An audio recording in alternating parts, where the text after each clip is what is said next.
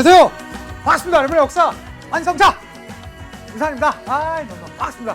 좋습니다. 여러분 벌써 25번째 시간이고요. 오늘은 르네상스 한번 공부해 보도록 하겠습니다. 사실은 이 40강의 수능 개념 중에서 제가 단언코 말씀드립니다. 가장 편하게 들으셔도 되는 파트예요. 조금 우리가 그냥 박물관에 왔다 생각하시고, 저도 이제 준비한 자료들이 좀 있으니까 함께 해주시면 더 좋겠고요. 본격적인 강의에 들어가기에 앞서서 제가 지금 이제 수험 생활을 하고 있는 여러분들에게 선생으로서 또 스승으로서 한 말씀 드리고 한번 오늘은 시작해 보도록 하겠습니다. 뭔가 여러분들이 꿈을 얘기할 때 참 여러분들 자체도 좀 비현실적이다, 그렇지만 내가 그게 정말 그런 삶을 살아가고 싶다, 이런 친구들이 좀 있지 않습니까? 그런 친구들한테 좀 더 도움이 되지 않을까 싶은데요. 제가 그랬거든요. 저는 어렸을 때부터 어떻게 하다 보니까 되게 어려운 집안 환경 가운데서 그냥 이렇게 살아왔고, 어린 시절 어떻게 하다 보니까 또 운동을 하게 됐습니다. 그래서 그냥 뭐 적당하게 그냥 운동한 게 아니라 운동 선수로서 살아갔었죠. 중고등학교를 다 육상 선수로서 살아가고 있었고, 제가 고등학교 2학년 때 운동을 그만뒀습니다. 제가 참고로 체육고등학교 출신입니다. 참 특이하죠. 체육고등학교 학생이 EBS 역사 선생이 됐으니까. 그 운동을 그만뒀을 때 저는 뭐 제가 책도 좋아하고, 그래서 전 잘 될 것 같았거든요. 그리고 그냥 역사 선생이 됐으면 좋겠다, 그냥 사회과 쪽 선생이 됐으면 좋겠다라는 생각으로 제가 좋아하는 사람들, 또 그 당시 믿었던 분들한테 찾아가서 여러 번 상담을 받았었습니다. 대부분 99%가 안 된대요. 안 된다고 그랬어요. 안 된다고 그랬어요. 제가 진지하게 물어봤을 때, 성환아, 넌 될 수 있을 것 같아 라고 해주셨던 분은 딱 한 분, 저희 어머니.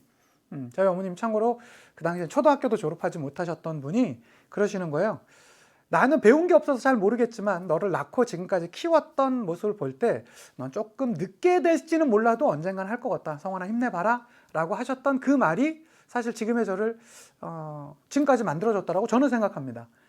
그러고 나서 열심히 공부해서 어쨌든 고등학교 2학년 때부터 공부를 시작했죠. 해서 고3 수능을 봤습니다. 당연히 못 갔죠. 재수를 했어요. 재수 열심히 준비했어요. 한다고는 열심히 했어요. 방법은 좀 몰랐을지 몰라도 열심히 했습니다. 또 못 갔습니다. 너무 힘들더라고요. 그래서 어쨌든 삼수를 했고요. 삼수도 뭐 사실은 원하는 만큼 점수는 받지 못했었습니다. 또 나오던 점수만큼도 안 나왔고요. 어쨌든 우여곡절 끝에 사범대학교를 들어갔고요. 자, 들어가서 하는데 난 사범대학교 가면 다 교사 되는 줄 알았어. 그때만 해도. 교사 되기도 쉽지 않대요. 근데 난 될 것 같은데 어떻게 하다가 군대 갔다 왔더니 또 아버지가 뇌출혈로 쓰러지시고, 아르바이트 해가면서 공부를 하면서 막 대학 공부를 하는데 아주 어렵게 해서 졸업을 했고, 또 어떻게 하다 보니까 이제 학교에 들어가게 되었습니다. 발령을 받게 되면서 들어갔고, 또 제가 좀 나서는 거 좋아하고 하니까 EBS 강사 된다고 했었어요. 그랬는데 그때마다 너같이 생긴 사람은 EBS 강사 안 된대. 다 그랬어, 주변에서.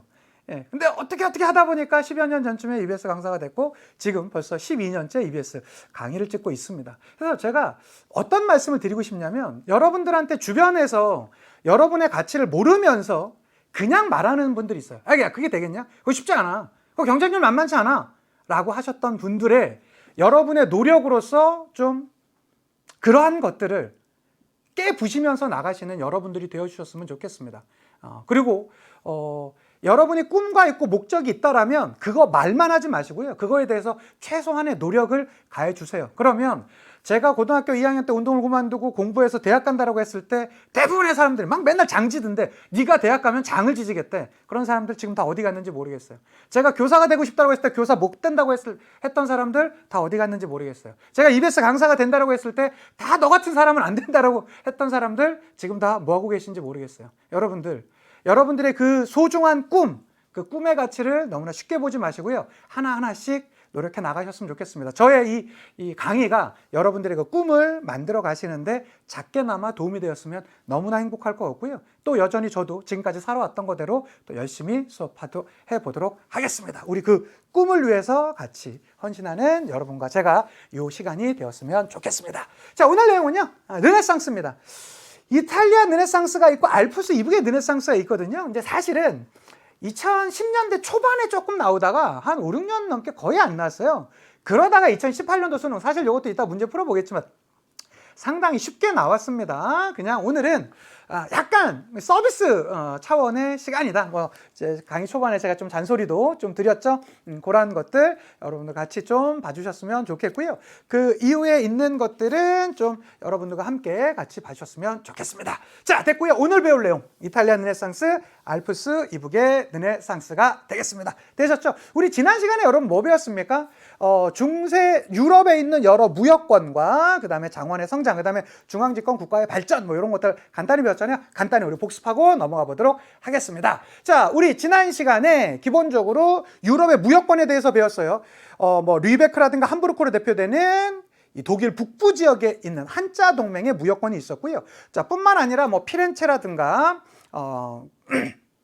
밀라노, 베네치아로 대표되는 이탈리아 무역권이 있었습니다. 그들을 연결시켜 주었었던 것이 프랑스 내륙의 쌍파뉴 지방의 내륙 무역권도 있었다. 이런 것들. 특히 이탈리아의 그 무역권들의 상을 롬바르드 동맹이라고 한다는 것도 봐주셨으면 좋겠고요. 자, 또 하나. 우리 장원이 해체되는 과정 가운데서 생산량이 커지면서 잉여 생산물이 나오게 되었었고요. 그것을 무역을 하게 되면서 시장이 형성되었었고, 그러면서 중세 장원이 조금 해체되는 그러한 모습들이 있었습니다. 자, 그때쯤 흑사병이라는 어마어마한 대재앙을 맞게 되면서 인구가 급감했고요. 그렇게 되면서 농노들의 처우가 좋아졌으나 그러한 시대적 흐름에 반하여서 오히려 그들에게 더 속박을 가하는 모습들이 있었고, 그래서 영국과 프랑스에서 저항했던 움직임이 있었습니다. 자크리에 난, 와트 타일러에 난, 요것이 다 100년 전쟁 중에 있었다라는 말씀 드렸었고요. 각각에 있는 국가 어떻게 발전했는지 한번 보도록 할까요? 영국 같은 데 있었습니다. 12세기에 존 왕이 마그나 카르타, 즉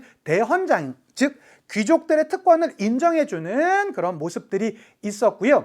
뭐 시몽드 몽포르 의회라든가 모범 의회라든가 이런 걸로 인해서 쭉쭉쭉 의회 중심으로 발전해 왔었고, 영국은 특히 양원제 의회로 만들어지게 되면서 프랑스에 있는 왕위 계승권과 뭐 플랑드르 지방의 주도권을 놓고 끊임없이 대립하다가 100년 전쟁이 있었다. 100년 전쟁 기간은 너무 중요하다고 그랬죠. 1337년에서 1453년까지였습니다. 그 기간 꼭 봐주셨으면 좋겠고, 자, 그거 이후에 영국에서는 뭐가 있었다고요? 바로 장미전쟁. 1455년부터 85년까지 30년간의 장미전쟁이 있었고, 그리고 나서 튜더 왕조가 열렸다. 그거 주셨으면 좋겠습니다. 자, 프랑스 한번 보도록 할까요? 자, 프랑스도 이제 쭉 발전해 오다가 3부의 소집이 14세기 초에 한번 있었었고요. 이제 필리프 4세가 있었죠. 그러한 과정 가운데 뭐 100년 전쟁에서 누구의 활약?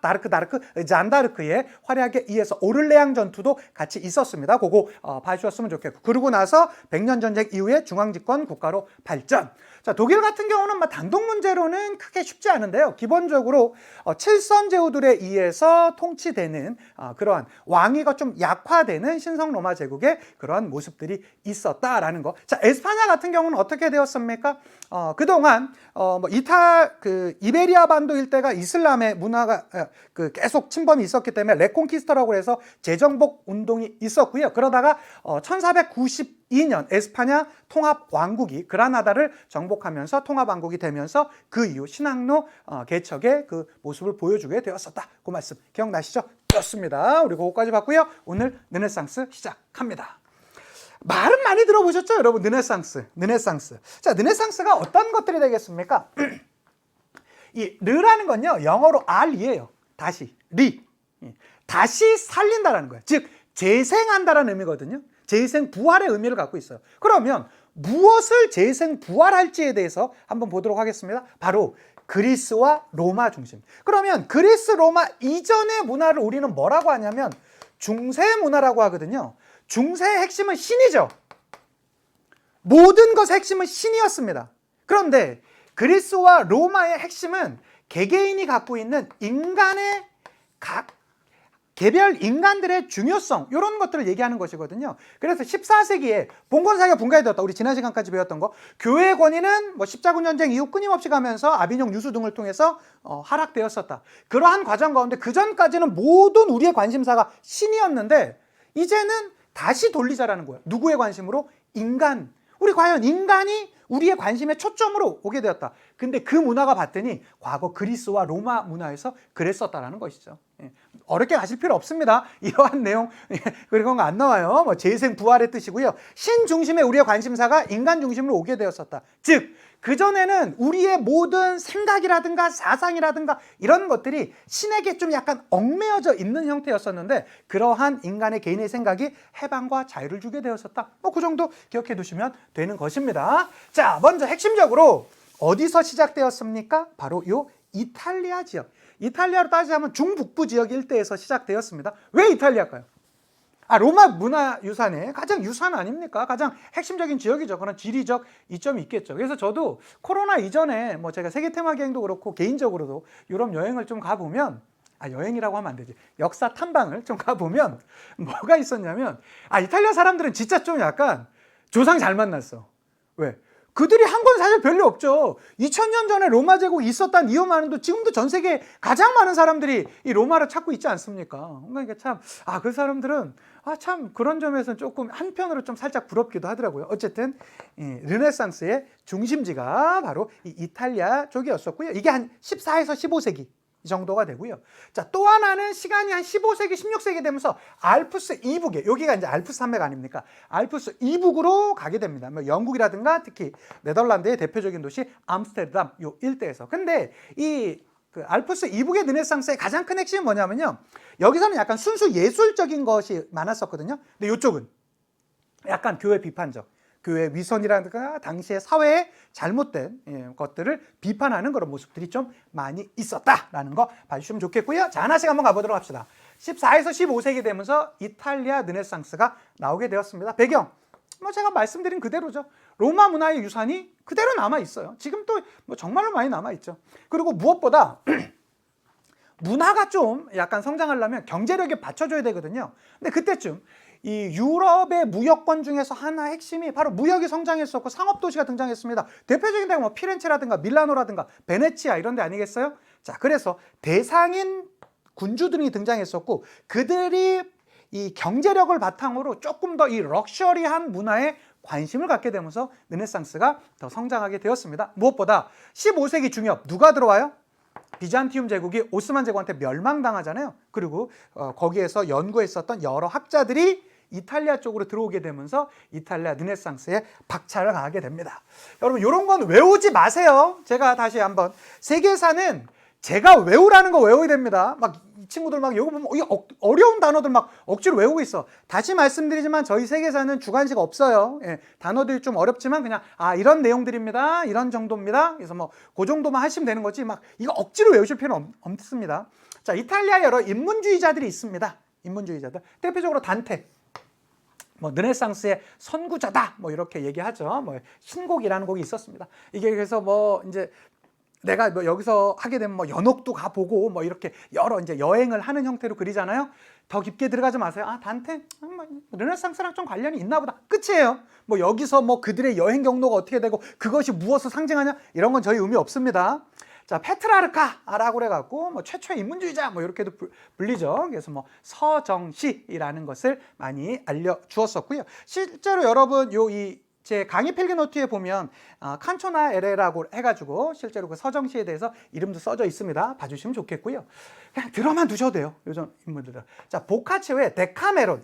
데카메론이 단독 문제로까지 나오긴 제가 볼 땐 좀 쉽지 않을 것 같은데 이 데카메론 하면 뭐가 있냐면 흑사병으로 인해서 여러 사람들이 이제 이제 시골 안쪽에 수도 안쪽에 이제 숨어 들거든요. 그리고 나서 그들이 모여가지고 아주 노골적으로 이야기를 하는 거예요. 근데 그 이야기에 보면 뭐 성직자들의 위선을 비판한다라든가 아니면 남녀 간의 솔직한 사랑을 아주 노골적으로 표현한다라든가 이런 거. 그래서 약간 이 데카메론 하면 예전에 좀 약간 그 이미지에서 보면 약간 야한 뭐 그러한 뭐 영화 제목 이런 걸로도 좀 데카메론이 있기도 하고 했었어요. 그렇구나 하시면 되겠고 이 중에서 그나마 단독 문제로 나올 가능성은 크지 않고 제가 뭐 강의 초반부에도 말씀드렸다시피 이 르네상스는 나오면 쉽습니다. 그러나 만약에 하나 이 중에서 단독 문제로 그나마 한 명 뽑아보자면 제가 볼 땐 마키아벨리예요.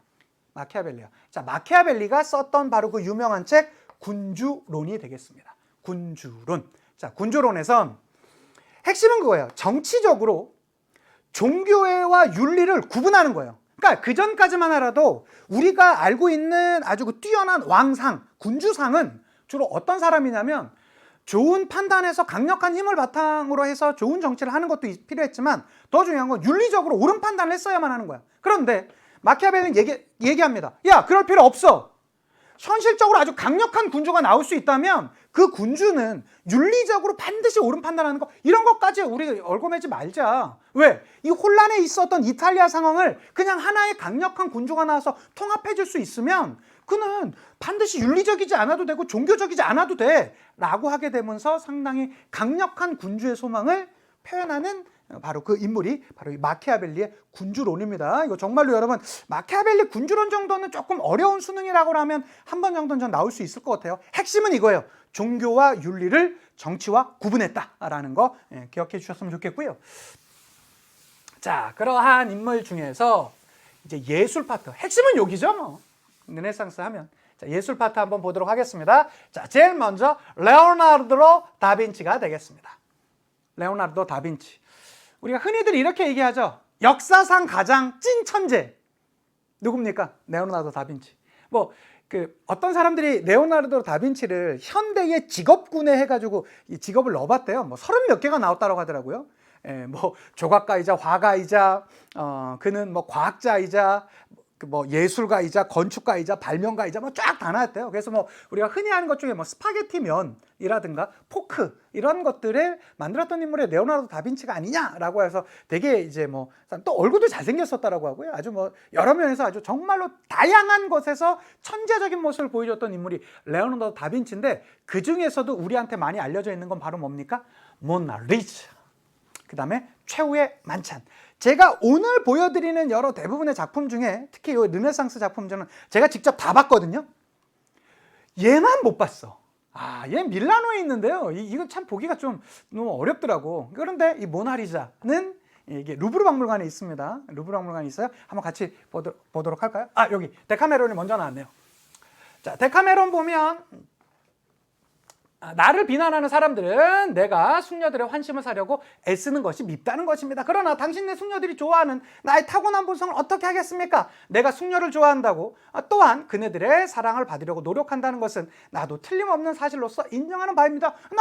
내가 좋아해서 좋아하는데 네가 뭐라고 할 거야? 아주 노골적으로 그렇게 얘기를 하고 있군요. 그런 것들 봐주셨으면 좋겠고요. 자, 특히 이 군주론에 대해서도 마키아벨리의 군주론 하면서 여기서 보면 그렇게 나오죠. 그러므로 군주가 국가를 정복하고 유지하는 일을 목적으로 삼게 되면 수단은 항상 명예로운 것으로 판단되며 모든 사람에게 칭찬을 받게 될 것이다. 그러니까 수단 이런 거 별로 안 중요해. 무조건 우리가 목적을 이룰 수 있는 수단이라고 한다면 그런 것들은 그냥 우리에게 좋게 판단될 거야 라고 이렇게 얘기하고 있습니다. 그래서 제가 물어봤어요.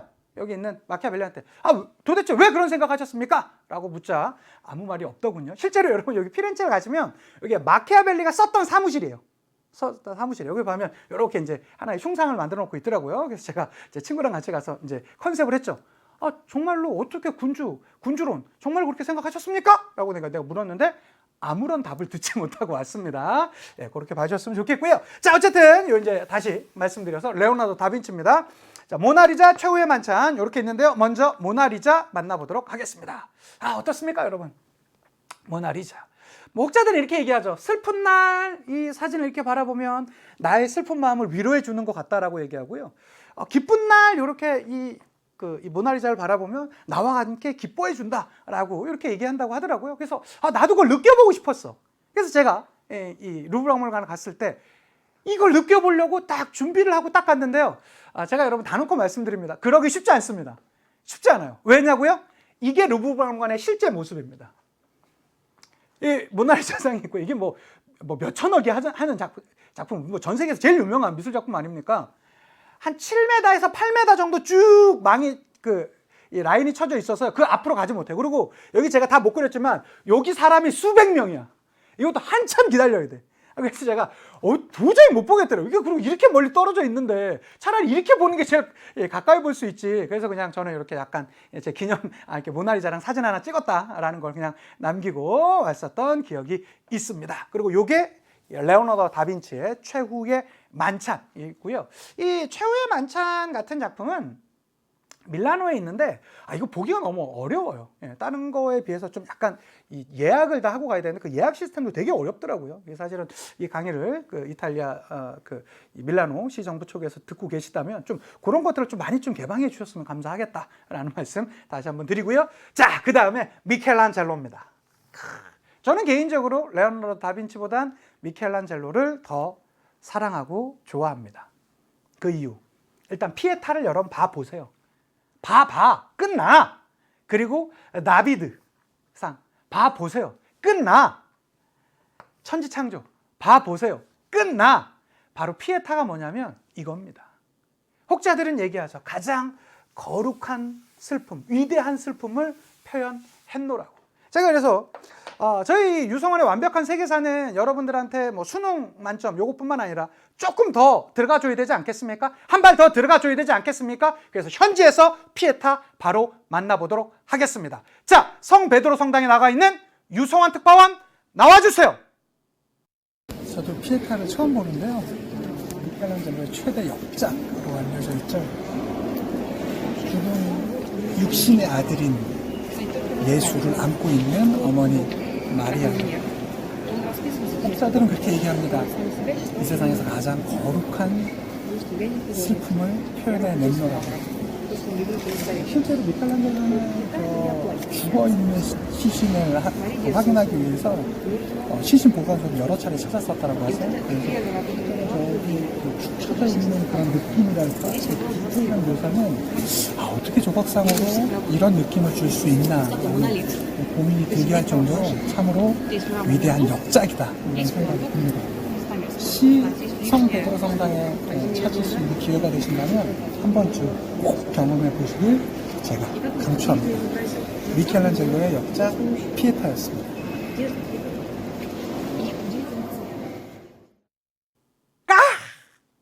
여러분, 이게 피에타입니다. 이거는 이게 제가 좀 아쉬운 건 저도 이제 화면으로 같이 봤지만 이게 좀 제 감동이 10분의 1도 전달이 안 된 것 같아요. 여러분 이건 보셔야 돼요. 이 성 베드로 성당에 들어가시자마자 바로 이 오른편에 있는 게 이 피에타거든요. 그러니까 여러분 제가 다른 거는 제가 이렇게 말씀 안 드립니다. 근데 여러분 정말로 이 피에타는 꼭 한번 보시면 정말 어떻게 보면 돌덩이잖아요. 근데 돌덩이가 정말로 수백 년 동안 진짜 살아서 저희한테 그 감동을 주는 것 같은 정말로 이 미켈란젤로. 이 미켈란젤로가 몇 살 때 만든지 아세요? 24살. 진정한 찐천재 아닙니까? 찐천재 바로 미켈란젤로의 피에타였고요. 자, 뿐만 아니라 여기 이제 피에타 좀 멀리 있는 장면이죠. 뿐만 아니라 이 나비드 상이 있습니다. 여러분 짧게 보이지, 여기 지금 별로 안 크게 보이지만 5m가 넘어요. 5m가 넘어요. 그리고 이거는 그 피에타는 실제로 이제 유럽의 어떤 사람이 오히려 이제 파괴한 기억이 있어가지고 약간 훼손된 그게 있어갖고 유리로 막아놨어요. 방탄 유리로. 근데 이 다비드상은요, 여러분 요거는 그 피렌체에 있거든요. 피렌체 아카데미 박물관에 있는데 거기 가시면 막는 게 아무것도 없어. 막는 게 아무것도 없어. 이거 근데 진짜로 저 가까이서 전 정말 이거 1시간 넘게 봤어요. 쭉 보는데 정말로 이 10대 중반의 이 15살의 이 다윗이 다비드 아닙니까? 다윗, 그 골리앗을 상대하는 이 당당한 그 소년의 모습을 그대로 확인할 수 있었습니다. 제가 참을 수 있겠어요? 하나 더 준비했습니다. 자, 다비드 같이 확인하시죠.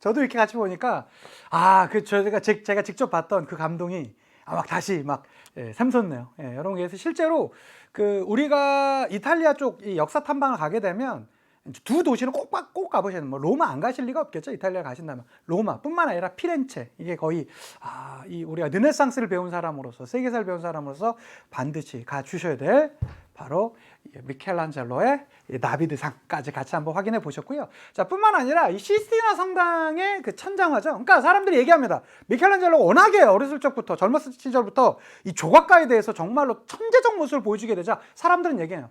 아이, 쟤 조각만 하지 그림은 못 그려, 이렇게 얘기해요. 그러고 나선 실제 그래? 그럼 나 한번 그려줄게 라고 했는데, 그냥 여러분 벽화가 아니고 천장화예요. 천장화라고. 이 시스티나 성당의 바로 이 천장화, 천지 창조에 대해서 쭉 나와져 있는 모습이 그려져 있는, 이거 약 4년 넘게 이 작품을 만들어 갔다라고 하죠. 그래서 이러한 모습들, 여기 보면 이제 구약 성서에 대한 쭉 기존에 있던 내용들, 여기뿐만 아니고요, 여러분 이 사방에 전부 다 그림이 있는 바로 이 장면, 이것도 역시 우리가 흔히 알고 있는 미켈란젤로의 최고 역작이다. 그래서 그는 진짜로 이 미술 분야에 대해서 뭐 조각뿐만 아니라 회화, 모든 점에서 가장 천재적 모습을 보여줬던 인물이. 그래서 여기에 있었던 요 장면을 조금 더 확대한 게 이거잖아요. 하나하나가 다 이 디테일들이 있다고. 이게 정말 어마어마한 그러한 모습을 보여주었던 미켈란젤로가 되겠습니다. 자, 뿐만 아니라 라파엘로, 사실은 우리가 그 바티칸 박물관이라고 하죠. 세계 3대 박물관이라고 하는 바티칸 박물관을 들어가게 되면 2명의 상이 그 입구에 딱 있거든요. 그게 바로 미켈란젤로랑 라파엘로예요. 라파엘로도 역시 만만치 않은 천재적 모습을 보여줬었고, 그것이 바로 이 아테네 학당이 되겠습니다. 아테네 학당은 이렇게 나타나게 되죠. 그러니까 약간 상상적으로 그린 거죠. 상상해서 만약에 소크라테스가 우리 같은 장소에 모여 있으면 어떨까? 아리스토텔레스는, 플라톤은 하면서, 피타고라스는 막 이런 사람들을 쭉 모아놓고 이 그리스의 여러 사상가들을 같은 장소에 모아놨던 것이고요. 여기 보면 이제 본인 자신도 들어가 있는, 까지 자기도 넣어놔요. 그럴 정도로 이 라파엘로의 아테네 학당, 이것도 역시 우리 바티칸 박물관에서 확인할 수 있는데, 요게 이제 제가 직접 찍은 사진입니다. 이게 또 화질이 좀 더 나은 것도 같고요. 여기서 제가 하나 제가 직접 찍은 거 확인도 좀 했죠. 이 턱 두 개인 아저씨는 누굽니까? 요새 좀 살이 약간 빠지고 있어서 저도 좋고요. 자, 그 다음에 하나, 이 보티첼로의 비너스의 탄생이 있습니다. 실제로 보면 뭔가 진짜로 약간 요정, 천사들이 나오는 것 같은 그런 느낌을 받게 되고요. 요것은 이제 피렌체에 있습니다. 피렌체에 제가 가서 이제 직접 찍었을 때의 사진이 되겠고, 전 사실은 여기 나와 있는 비너스의 탄생, 이 작품을 보면서 이 작품 자체로도 워낙에 뛰어난 작품이라서 좀 인상적이었었지만, 제 눈길을 더 끌었던 건 바로 요쪽 이 오른편 쪽에 있는 이거였어요. 그러니까 이게 시각 장애인들을 위해서 이 작품을 요 모형으로 이렇게 떠놓고 이렇게 사람이 손으로 만지면서 이것을 느껴보라고, 이게 시각 장애인들을 위해서 만들어 놓은 작품이더라고요. 그래서 진짜로 예술 분야에 대해서 이렇게까지 디테일할 수 있구나라는 거를 저도 한번 확인할 수 있었습니다.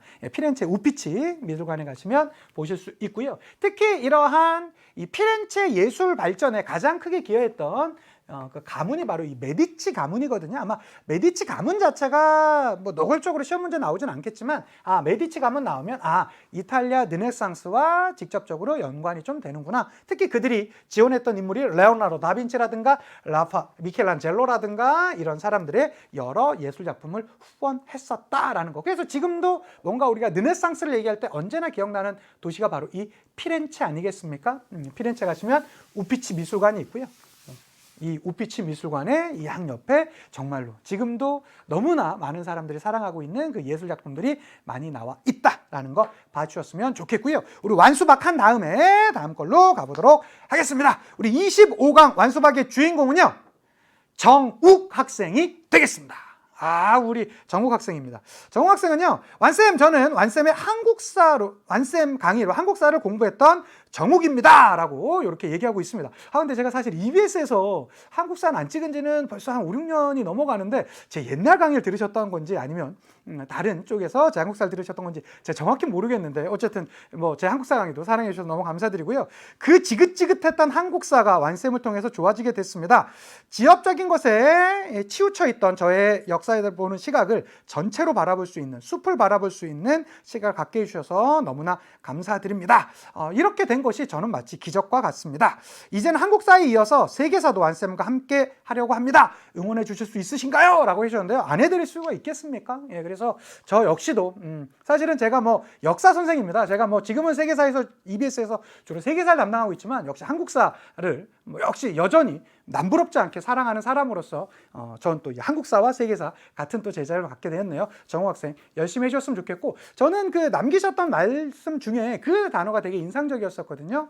이제 지엽적인 것을 이제 크게 보는 시각을 갖게 되었다. 이제는 여러분 다른 공부도 다 잘 되실 거예요. 정우 학생 믿습니다. 꼭 파이팅 해주셨으면 좋겠습니다. 우리 같이 파이팅 한번 하도록 합시다. 완쌤의 멋진 제자 정욱, 그대의 앞으로의 수험 생활과 그 이후의 삶까지 진심으로 응원합니다. 아자아자 완쌤! 아이! 꼭 대박 내주시는 정우 학생 되어주셨으면 좋겠습니다. 자, 좋고요. 자, 이러한 상황에서 이탈리아 르네상스가 쇠퇴하게 되는 계기가 있어요. 첫 번째, 신학로의 개척이에요.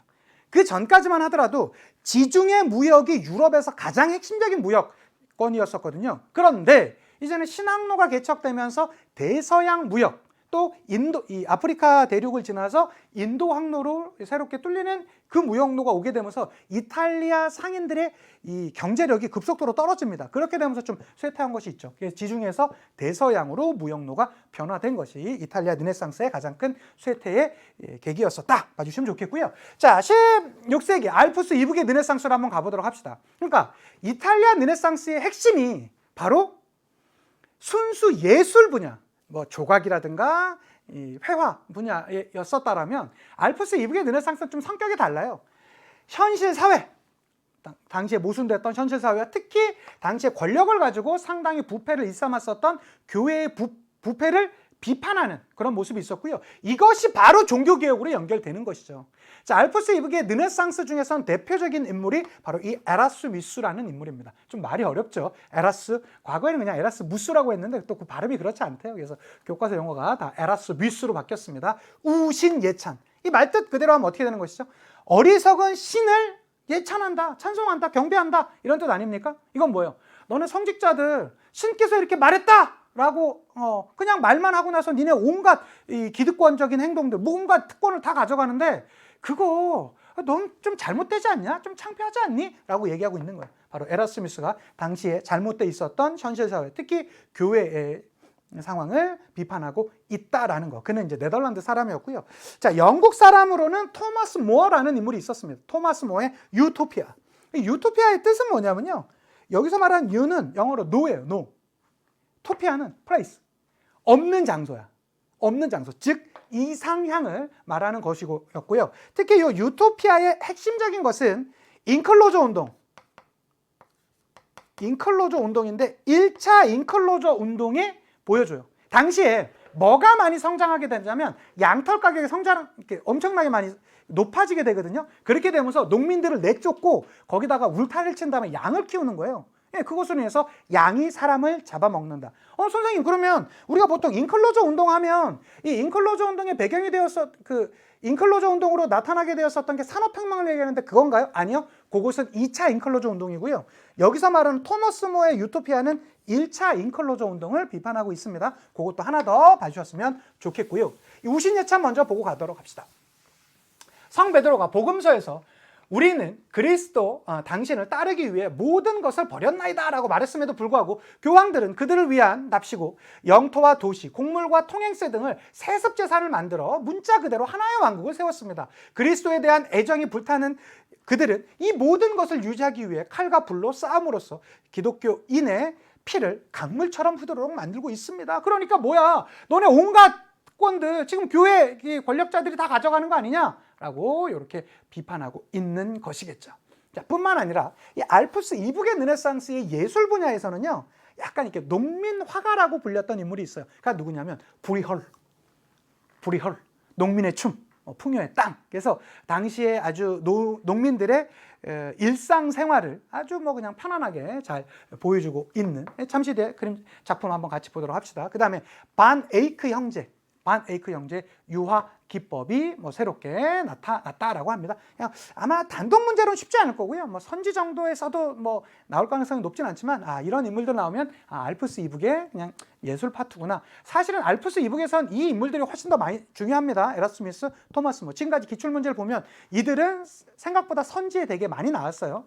근데 사실은 교과서에 살짝 나와 있지만 아직까지 많이 안 나왔던 인물들이 이 브리얼과 바네이크 형제니까 그것도 뭐 그냥 살짝 여러분들 같이 기억해 두시면 좋겠고요. 자, 이게 바로 풍요의 땅입니다. 근데 여러분 진짜로 풍요로워 보이시나요? 엄청나게 헐벗고 굶주려 보이지 않습니까? 그렇죠. 당시에 잘못되어 있던 생활상을, 모순적인 사회상을 비판적으로 그렸던 작품이기도 하고요. 그 외에도 이제 농민의 춤 같은 작품들은 어때요? 정말로 막 농민들이 막 춤추고 뭐 이러한 모습들이 나와 있지 않습니까? 일상민들의 소박한 삶을 표현하기도 했었죠. 자, 그 다음에 또 하나 나오는 게 이제 국민문학이거든요. 여기서는 제가 조금 약간 설명을 드릴게요. 그러니까 그 전까지만 하더라도 라틴 문학으로 대표되는 그러한 형태가 좀 인정을 받는 문학이었어요. 그런데 이때부터 여기서 말하는 국민문학이 뭐냐면 자국어로서 문학작품을 쓴 것이에요. 이 세르반테스는 어느 나라 사람이냐면 에스파냐 사람입니다. 에스파냐 사람입니다. 하나 더 가볼게요. 에스파냐 중에서 우리가 이제 이 다담강에 배울 가장 유명한 절대 왕정 중에 에스파냐 대표적인 절대적인 권한을 갖고 있었던 사람 누구 있죠? 펠리페 2세 때 있었던 인물이 세르반테스예요. 세르반테스예요. 선생님, 근데 펠리페 2세 하면 여러분 혹시 기억나는 유명한 전투 있지 않으세요? 우리 오스만 제국 배울 때 배웠었잖아. 누구? 그렇죠. 레판토 해전.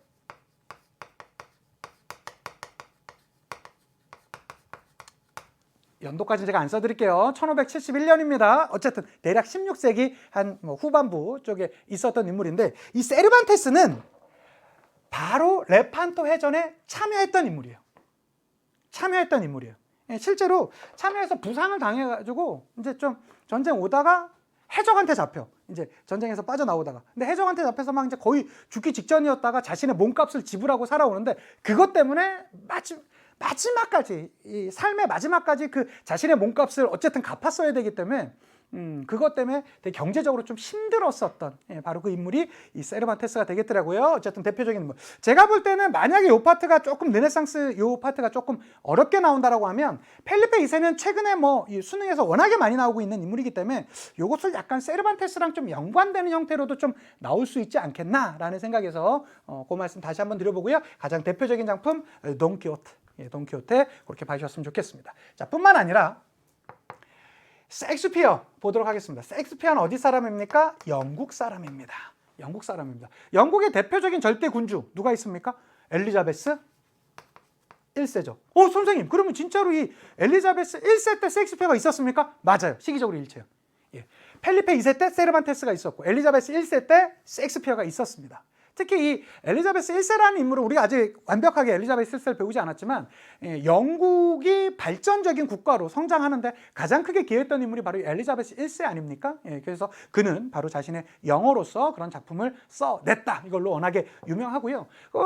대부분의 영화나 이런 것들 있죠. 뭐 셰익스피어인 러브라든가 뭐 이런 작품들을 보면 셰익스피어는 지금도 영국 사람들이 가장 관심이 많고 사랑하는 인물이다라는 거 우리는 알 수 있는데 사실 이 셰익스피어에 대해서는 좀 그런 의문들이 많죠. 뭐 셰익스피어가 진짜 실존했냐? 그렇지 않다. 그가 그렇게 단기간에 그렇게 놀라운 작품들을 써낼 수가 없다. 그래서 뭐 어떤 이들은 뭐 그 이름이 알려져 있지 않는 클럽, 약간 여러 사람들이 연합해서 하는 그 클럽 사람들이 공동 집필을 했다라고 주장하는 사람도 있고요. 아니다. 당시 최고의 학자였었던 베이컨이 자신의 약간 가명으로 했다. 뭐 이러한 주장을 하는 사람들도 있지만 우리는 그런 거 안 중요하고요. 어쨌든 셰익스피어가 가장 영국을 대표하는 국민 작가였었다. 그의 작품 뭐가 있습니까? 로미오와 줄리엣. 이거 너무나 유명하죠. 그 다음에 셰익스피어 하면 이건 뭐 상식선에서 한번 알아두시면 어디 가서도 우리가 얘기하기 좋죠. 4대 비극. 4대 비극. 참고로 여러분 로미오와 줄리엣은 4대 비극에 들어가지 않습니다. 뭐 리어 왕, 맥베스, 그 다음에 햄릿, 오셀로. 뭐 사느냐 죽느냐 그것이 문제로다. 뭐 햄릿 이거 워낙에 좀 유명하죠. 그래서 뭐 맥베스 내지는 뭐 맥베드라고도 하는 바로 이런 작품들이 있고 또 하나 유명한 건 셰익스피어가 만약에 나온다라면 이 인도와 관련된 단어 중에 좀 워낙에 유명한 단어가 있죠. 인도와도 바꾸지 않겠다. 라고 이렇게 뭐 사람들이 많이 하잖아요. 그래서 인도보다 더 귀했던 인물이 셰익스피어다. 뭐 이렇게 얘기하는데 사실 여러분 그거는 그 이후로 많이 과장됐던 얘기입니다. 무슨 말씀이냐? 토머스 카일리라는 사람이 인도는 언젠가는 잃게 되겠지만 인도는 이제 식민지 삼았을 때 셰익스피어는 사라지지 않을 것이다. 영원히 우리와 함께 할 것이다. 라고 얘기를 했다라고 하는데 그 얘기를 사람들이 계속 붙여서 셰익스피어는 인도와도 바꾸지 않겠다. 뭐 이렇게 얘기를 했다고 하는데 사실 그런 의미는 아닙니다. 인도는 우리가 식민지를 삼고 있지만 언젠가는 그들이 독립하고 우리한테 떨어져 나가겠지만 셰익스피어가 갖고 있는 그 문학의 힘은 영원히 우리와 함께 할 것이기 때문에 뭐 함께 할 것이다. 이런 의미였었던 것인데 그에 대해서 좀 약간 다르게 표현했던 것 같습니다. 그래서 이렇게 우리가 국민문학으로도 확인할 수 있다라는 거 하나씩 확인하실 수 있겠죠? 그래서 이들은 뭐 자국어, 여기서의 핵심은 자국어입니다. 본인들의 언어로서 문학을 작품을 냈었다는 거. 이것은 이렇게 되면서 자국어 발전하는데 가장 크게 기여했던 대표적인 두 작가 세르반테스, 셰익스피어. 특히 이 세르반테스는 펠리페 2세 때 인물이고요. 셰익스피어는 엘리자베스 1세 때 인물이라는 것까지. 특히 이 세르반테스가 레판토 해전에 같이 참전했다라는 것도 하나 더 기억해 두시면 좋겠고요.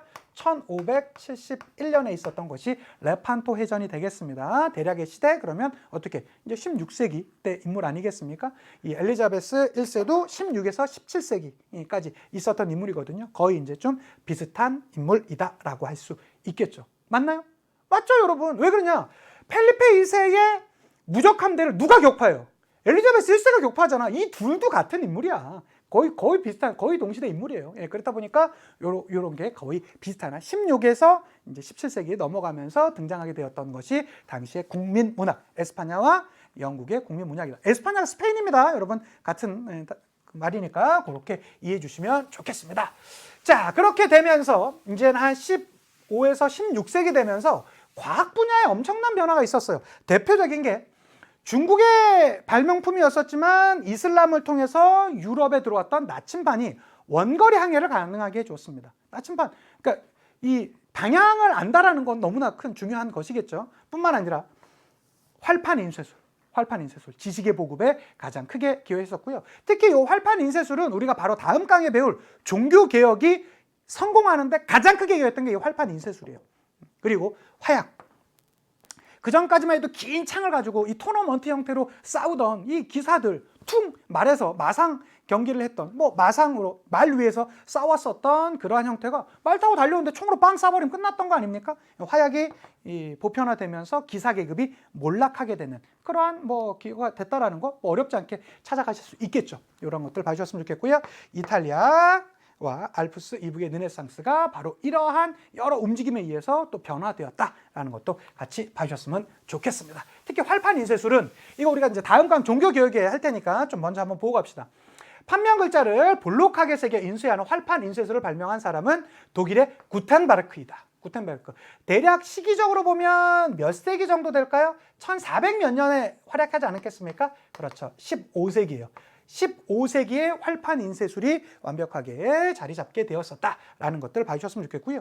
유럽은 활판 인쇄술이 발달하기에 유리한 조건을 가지고 있었대요. 알파벳은 철자수가 많지 않았고 활자의 재료가 되는 금속의 가격이 저렴했을 뿐만 아니라 활자가 잘 붙고 종이도 번지지도 않는 유성 잉크를 사용했기 때문에 그 무렵 중국에서는 값싼 종이가 아라비아를 거쳐 전래된 것도 한몫하였다라고 하고요. 자, 오늘 우리가 배웠었던 여러 르네상스의 모습들 봐주셨으면 좋겠고요. 크게 외울 건 없습니다. 그냥 이런 단어들이 나오면 그냥 르네상스구나. 그렇게 편안하게 봐주셨으면 좋겠고요. 그럼 편안한 마음으로 문제 한번 풀어볼까요? 봅시다. 2020년 5월 학평 문제입니다. 가 인물이 활동하던 시기를 상황을 옳은 걸 찾으래요. 우신 예찬 나왔습니다. 에라스무스군요. 좀 더 볼까요? 자, 전자는 가고요. 우신 예찬은 네덜란드의 인문주의자인 가가 저술하였고요. 이 책에는 당시 교회의 형식화된 모습과 성직자의 타락을 풍자하는 내용이 담겨 있다라고 합니다. 에라스무스 한번 찾아볼까요? 소피스트가 출연하였다? 뭐 소피스트 전혀 관련 없겠죠. 이건 고대 그리스의 철학자들 아닙니까? 스콜라 철학이 여기 왜 나옵니까? 이건 중세 철학이고요. 분하로드 운동이요. 분하로드 운동, 러시아의 민중 계몽 운동입니다. 스펜서의 사회 진화론, 이것이 결과적으로는 사회 진화론이 발전하면서 이제 제국주의의 사상적 기반이 되었던 것이고요. 르네상스가 알프스 이브로 확대되었다. 쉽죠, 여러분. 그래서 뭐 이것이 이 에라스무스 개인을 그냥 직접 물어본 것도 아니고 이 정도 내용, 우리 르네상스 학자인 건 우리가 어느 정도 공부하면서 찾아갈 수 있지 않았겠습니까? 그래서 이 1번의 정답은 5번이었고요. 자, 조금 한 10년 정도 된 문제이긴 하지만 이것도 같이 한번 봅시다. 2011년 9월 모평 문제입니다. 다음 작품들이 등장한 시대의 상황으로 옳은 것을 찾으랍니다. 미켈란젤로, 아담의 창조라고 나와 있고요. 신은 창조의 마지막 날에 인간을 만드셨대요. 그것은 인간으로 하여금 우주의 법칙을 인식하고 우주의 아름다움을 사랑하고 우주의 위대함을 찬양토록 하기 위해서였고요. 자, 신은 인간을 결박하지 않으시고 의지와 행동의 자유를 인간에게 주셨다라고 얘기하고 있습니다. 선생님, 저 피코 모르겠는데요? 몰라도 돼요. 어쨌든 등장했던 시대 상황, 르네상스 상황이겠죠. 르네상스 찾아가면 되는 거 아니겠습니까? 세계 시민주의적 헬레니즘 문화요. 헬레니즘 문화는 알렉산드로스에 의해서 등장했고요. 정신적 쾌락을 추구하는 에피쿠로스 학파, 왜 나옵니까? 그리스 로마의 고전을 바탕으로 한 인문주의가 발달하였다. 인문주의자들, 바로 그 르네상스에 가장 활약했던 인물들 아니겠습니까? 정답 3번이고요. 첨탑과 오색 찬란한 생유리를 가진 고딩 양식이 등장했던 것은 이제 12세기 이후에 유럽에서 등장했던 것이고요. 돌벽과 둥근 아치를 이용한 로마네스크 양식은 이제 주로 11세기에 많이 유행했던 것으로 알려져 있죠. 2번의 정답은 3번이었습니다. 자, 오늘의 마지막 문제 풀고 마치도록 하겠습니다. 2018년 대수능 문제예요. 수능 문제? 이게 좀 어렵지 않을까요? 한번 풀어볼까요, 여러분? 자, 독서 감상문 대회라고 하고요. 지식의 향연, 주제가 있는 책 읽기랍니다. 자, 주제는 가고요. 자, 참여 방법. 도서 목록에 한 권의 책을 골라 읽고 감상문을 제출하면 된답니다. 자, 페트라르카, 칸초니에레 나와 있고요. 보카치오, 데카메론. 그 다음에 마키아벨리 군주론, 에라스미스 우신예찬, 토마스 모 유토피아. 이 사람들 설마 이거를 그러면 답을 르네상스로 찾으면 되는 건가? 라고 이렇게 고민한 친구도 있을 텐데 한번 볼까요? 계몽사상가들. 계몽사상 우리 아직 안 배웠지만 18세기에 등장했었고 이것이 바로 프랑스 혁명의 가장 큰 계기가 되었던 게 바로 이 계몽주의, 계몽사상가들이 되겠죠.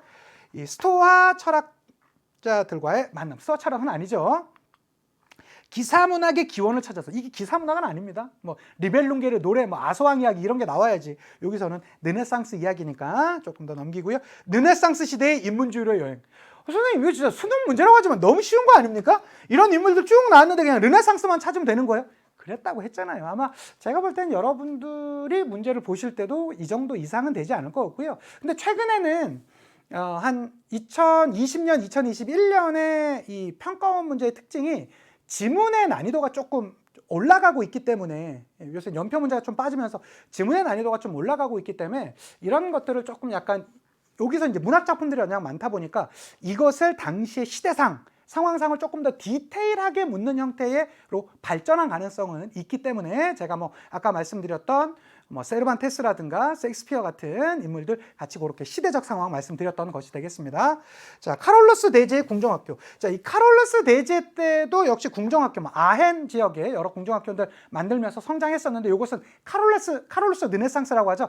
카롤루스 르네상스는 약 8에서 9세기 정도에 있었던 것이고요. 우리가 말하는 여기서의 이 르네상스는 14에서 조금 넓게 보자면 한 16세기 정도까지 있었던 그 르네상스의 모습이 되겠습니다. 그러니까 이 르네상스랑은 반드시 좀 구분을 해 주셔야 되겠죠. 그래서 3번의 정답은 4번이었습니다. 좋습니다, 여러분. 이렇게 하셔서 우리 르네상스 다 같이 풀어보았고요. 이제 다음 시간에 본격적으로 종교개혁으로 만나보도록 하겠습니다. 수고 많으셨고요. 다음에 더 좋은 모습으로 또 찾아뵙도록 하겠습니다. 인사드리고 마칠게요. 역사가 완성되는 그날까지 와!